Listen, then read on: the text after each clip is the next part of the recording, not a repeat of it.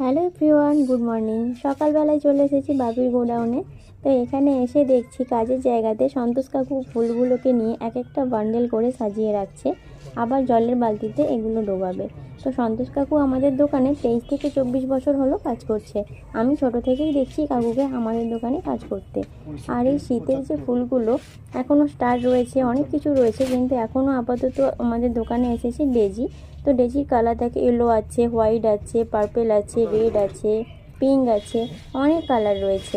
আর এই ফুলগুলো যদি ঘরে রাখা যায় তো ঘরের সুন্দরতা আরও একটু বেশিই হয়ে যায়। তো আমাদের এবছর বাড়িতে কোনো ধরনেরই এখনও ফুল গাছ লাগানো হয়ে ওঠেনি, তাই ভাবলাম এখান থেকে আমি কিছু নিয়ে যাব বাড়িতে রাখার জন্য। তো বাপির কাছ থেকে এই যে নিয়ে এসেছি pink colour, yellow colour, white colour, আর এই যে স্টার রয়েছে মাঝখানে, কালারিং স্টার। হোয়াইট হয়, বিভিন্ন কালার হয়। তো এগুলোকে কিন্তু কালার করা হয়, এর কালার কিন্তু এটা অরিজিনাল না, এটাকে কালার করে পিঙ্ক